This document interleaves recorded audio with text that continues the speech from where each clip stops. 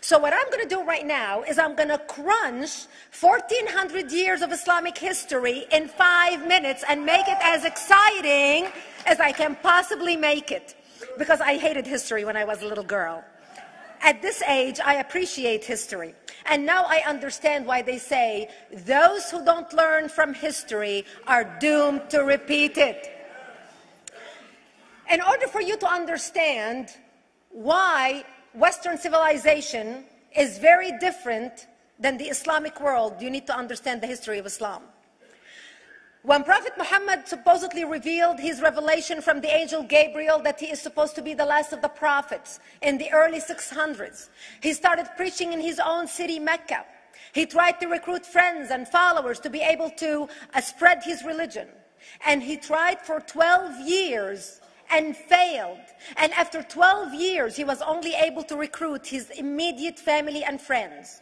So he decided, if I go to Medina, which was the Jewish hub of Arabia, the business hub where the Jews lived, if I go there and preach my religion to them, if they accept me, that will buy me respect and stature between my own people, and they will accept me.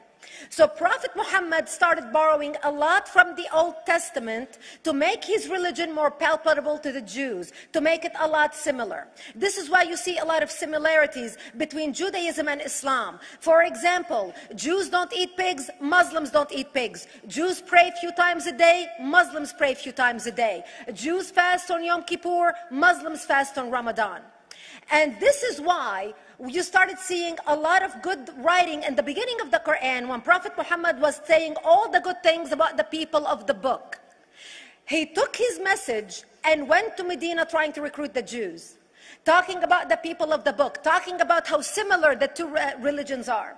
When they refused to accept him and follow him as the last of the prophet, that's when he turned against them and started killing them and started expelling them. That's when Islam went from a spiritual movement for the first 12 years of Islam into a political movement cloaked in religion after the year of the Hijrah, after Muhammad went to Medina and the Jews did not accept him. He became a military warrior and declared war on them and started expelling them. Jews and Christians became dhimmi, or second-class citizens. They were only allowed to stay alive and not be killed only by paying the jizya, or the protection tax. So they had a choice: convert to Islam, or if you want to stay alive, you have to pay the jizya or protection tax, living as dhimmi in the Islamic nation. Christians and Jews could not ring church bells. Jews could not blow the shofar. Christians could not ring church bells. They could not pray publicly. Christians and Jews could not gather together and build new churches or new temples. And the way they paid the jizya, or the protection tax, was in a monthly ceremony where they would get together downtown and the Jew would kneel on his knee and hand his goods to the mullah, who would take the goods as the price for buying the protection. And in many areas, Jews and Christians were given necklaces to wear as a receipt that they paid their jizya, or their protection tax. Jews considered najis under Islam. Najis is bodily fluid. Najis is garbage. Najis is dogs. Najis is dirty. So Christians and Jews were treated as second-class citizens. Islam continued to grow. As Islam grew, more people became dhimmi, or second-class citizens. Jews and Christians were given identifiable clothing. The yellow star, which was given to the Jews, that most people think is a German invention. It was actually an Islamic invention in the 9th century in Iraq by the second Khalif, Khalif al-Mutawakkil of Iraq, who invented the yellow star for the Jews to be identified as they walked down the street. Because Jews were considered najis, if a Muslim man or a Jew walked on the same side of the street, the Jew had to cross the other side so the Muslim man can walk, so he's not dirtied by the filth of the Jew. Christians were given the zunnar, the belt, which most of you men are wearing right now. That was an Islamic invention for the Christians. Islam continued to grow. They went all the way to Jerusalem. They conquered Jerusalem. Christians couldn't ring their church bells in Jerusalem. The Pope in Rome in 1090 told the Christians, how could you sit idly by and allow your brethren to suffer like this in the Holy Land? You need to go liberate the Christians. You need to go help the Christians. That's why the Crusaders were launched. The Crusaders were not launched because they just felt like waking up in the morning and going and converting a bunch of Muslims or beheading them. The Crusaders were launched to liberate Jerusalem. And they were able to liberate Jerusalem for less than 100 years before Salah ad-Din al-Ayyubi, Saladin, took it back, and Jerusalem remained under Islamic control until 1967, when the State of Israel liberated Jerusalem, where Christians, Jews, and Muslims could pray under the same sky.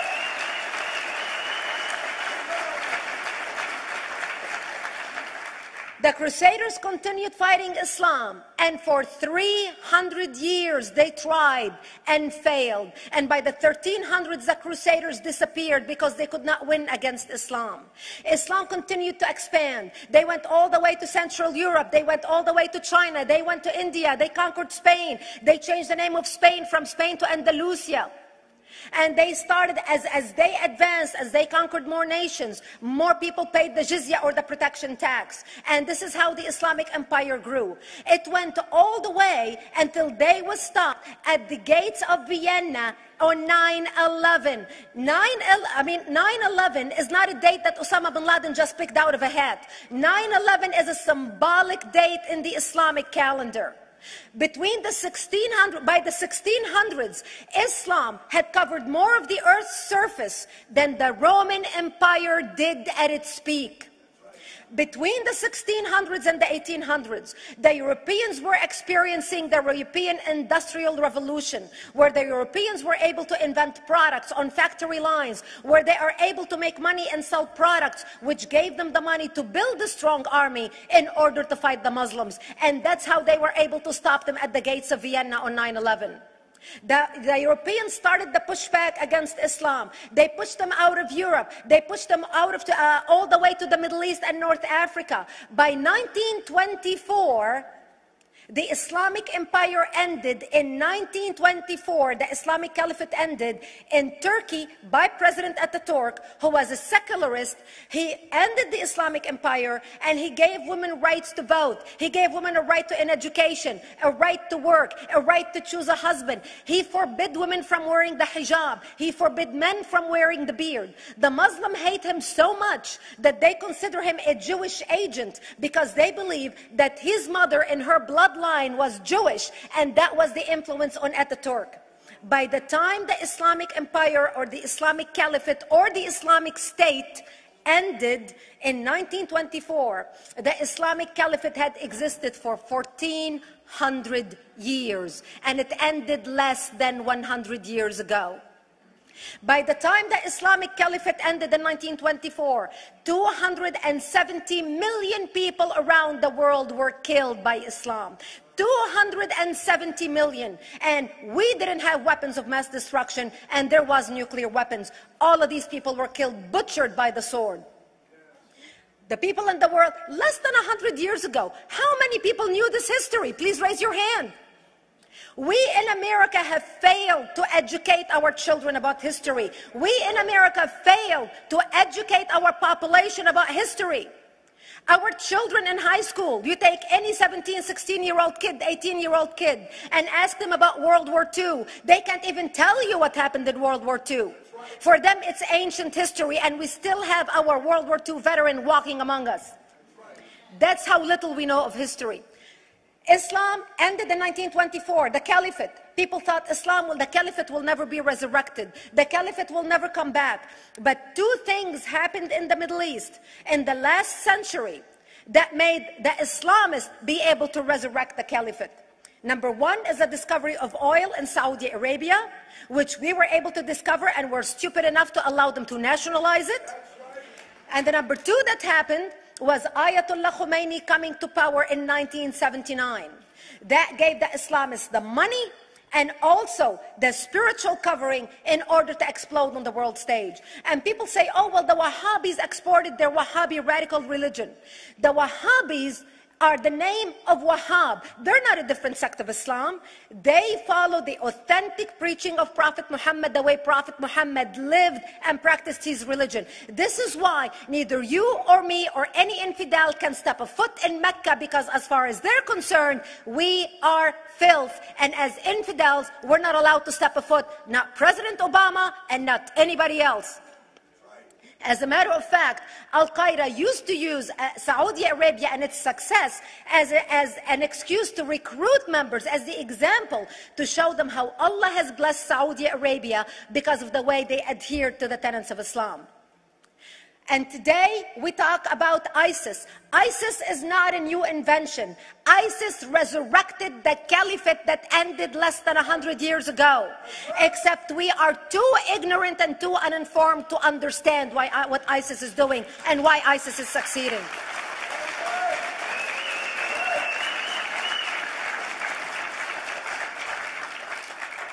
Two things you need to understand about Islam and the principles of war in Islam. One is the law of taqiyya, which means lying and deception.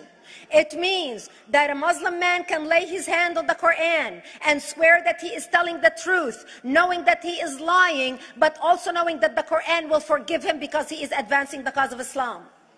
The second thing you need to know about is that the Treaty of Al-Hudaybiyah, which is an Islamic principle of war and a model on how to deceive your enemy when you have to sign peace treaties with your enemy. And it is based on an example by Prophet Muhammad. Prophet Muhammad was attacking the Meccans and their caravans when he was living in Medina. One day he attacked them because this is how he got the goodies. He would attack them, rob them, and spread the goodies among his men. And this is how he was able to recruit, because this is how people made money without working. And so he attacked the Meccan caravans. When he realized he's not able to defeat the Meccans in that city of Al-Hudaybiyah, in that place, he signed a 10-year treaty with them. Does that sound familiar? A 10-year treaty with them that says he will not attack them, he will have peace with them, he will not declare war on them. Muhammad used the treaty for 2 years to build his military, strengthen his army, and when he realized he was strong enough to attack his enemies when they least expected it, because they thought they had a peace treaty with Muhammad, he broke the treaty, attacked them 2 years later, and Mecca fell within 24 hours because they were not expecting the attack. And that became a principle of war in Islam. And to give you an example of how that is practiced, this is why anything signed with Iran means nothing to them. And to give you an example of how this law has been put to use in recent history, Yasser Arafat, who's not an Islamist, but he is a Muslim, met with the Israelis and signed the Oslo Accord in 1993. Remember all the handshaking at the lawn of the White House? The Oslo Accord, Yasser Arafat used the peace treaty, the Oslo Accord with Israel, to get Israel to bring him back and give him his territory, finance his military, train his police, and give his police the weapons. Yasser Arafat broke the Oslo Accord 8 years later, didn't even wait 10 years, and declared the second Intifada in 2000, and all hell broke loose. He used the same treaty to win and deceive against his enemies and deceive his enemies. When Jordanian press, after Yasser Arafat signed the Oslo Accord with Israel, and Egyptian press would interview Yasser Arafat, and they would say, how could you sign a peace treaty with the devil? How could you sign a peace treaty with the Jews? Yasser Arafat will tell them, remember Hudaybiyah. That's all he would have to say. The whole Muslim world knew exactly what Yasser Arafat was talking about. We in the West and the Jews in Israel, it was over their heads. Nobody understood what Hudaybiyah was referring to. And this is the type of deception that we are dealing with. So when Iran signs a peace treaty with the United States for 10 years, they are using us as useful idiots, as gullible, ignorant people who are signing a peace treaty with the devil in order for Iran to continue her thing. In this deadly game of thrones, there's no place for America or for Israel. We don't have to gamble with our future and with our children's future. Elie Wiesel. And I wish I could promise you, Elie, that the lessons of history have been learned. That is why it is so important to be wise about who we're going to put in the White House next year.